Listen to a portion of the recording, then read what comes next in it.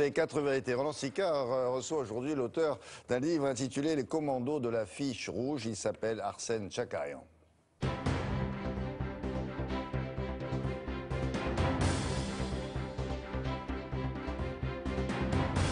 Bonjour à tous, bonjour Arsène Tchakarian. Bonjour. On va donc faire un petit retour en arrière avec vous. On va parler de ce fameux 21 février 44, c'était il y a 69 ans exactement. Et c'est ce jour-là que les 23 de la fiche rouge étaient exécutés par les nazis. Vous êtes un des rares survivants, vous êtes un des rares à avoir échappé au massacre. Mais d'abord, cette affiche rouge, c'était quoi exactement? Cette affiche rouge, c'était parce qu'il y avait une nouvelle formation a été créée dans la région parisienne, qu'on l'appelle la première armée secrète, que personne ne savait, même les combattants, et avec des armes formidables qu'on recevait par parachutage, des grenades défensives, des pistolets automatiques, il y a eu même des mitrailleuses. Mais qui décide d'armer ce groupe-là? C'est une décision de général de Gaulle. Il a dit on ne peut pas donner des armes à n'importe qui.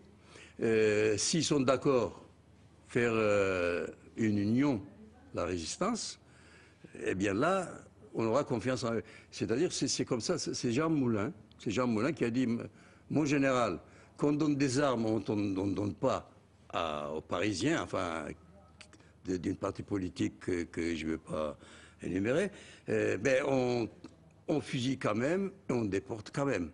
Alors, mais pourquoi les Allemands décident de faire cette affiche? Qu'est-ce qui les pousse à faire ça? Ah oui, alors, parce que les 23 de la fiche rouge, ce sont des étrangers d'abord. Oui, parce qu'il y a eu, à partir du 1er juin 1943, il y a eu des attaques inimaginables, avec les armements modernes, hein, voilà. On avait... donc on attaquait non seulement des officiers supérieurs, mais sur les grands boulevards, en plein jour. Mais on attaquait aussi des groupements de soldats qui marchaient et qui... Mais pourquoi les Allemands décident de montrer du doigt les résistants étrangers? Mais j'arrive à travers la fiche rouge. J'arrive à ça. Parce qu'on a tellement fait des dégâts aux Allemands, à Paris même, en plein jour, qu'ils ne savaient pas quoi faire. Les officiers allemands, par exemple, qui étaient en tenue avec leurs médailles, eh bien, ils ont changé, ils étaient en vêtements civils. Mais est-ce qu'il ne s'agissait pas aussi de nuire à la résistance en disant, bon, ce sont des étrangers qui forment ce groupe? Oui, enfin, vous voulez dire que ce qu'ils pensaient les Allemands, là? Oui. Mais oui. Alors, étant donné qu'ils n'ont jamais vu une résistance pareille, bien organisée, vraiment bien organisée, bien disciplinée, tellement ils ont fait des dégâts parmi l'armée allemande qu'ils n'ont pas pu supporter. Et lorsqu'il y a eu les arrestations, eh bien immédiatement ils ont dit Français, c'est pas des résistants, c'est des bandits, c'est des judéo-communistes. Moscou, Londres, tout a marché dedans. Et ils ont fait cette affiche que vous voyez. Mais cette affiche-là, il y avait aussi dans les métros, en très grand. Il y en avait d'autres dans les rues. Il y en avait d'autres qu'on jetait par avion, des petits. Voilà. Pour montrer que la résistance n'est pas française. Ils avaient peur que tout le peuple de France se révolte. Prendre, par exemple, courage qu'il y a un groupe d'étrangers, mais il y avait des Français aussi. Il y avait des Français aussi dedans. Bien sûr que voilà... mais en fait, ça n'a pas marché. Il y a eu plutôt un courant de sympathie. Oui, à l'égard de ceux de la fiche rouge. Oui, mais bien sûr. Ils ont cru qu'ils vont faire effrayer les Français, mais les Français ils ont dit, mais merde, il y a même des étrangers qui y a dedans, etc., sur la fiche. Et puis, ils sont en train de combattre contre les Allemands. Puisqu'on parle de 56 attentats. Les 56 attentats, c'est simplement ce qu'on a fait contre les Allemands. Il y en a eu d'autres attentats aussi, des gens qui ils nous dénonçaient, ou par exemple, tout ça, voilà. Alors, le chef du groupe, c'était Missak Manouchian. Quel genre d'homme c'était? Vous l'avez bien connu. Missak Manouchian, c'est un poète, un grand poète. Arménien. Arménien, oui, comme c'est vous. Ça. Oui. D'ailleurs, nous étions les premiers, monsieur, pour rentrer dans cette première formation.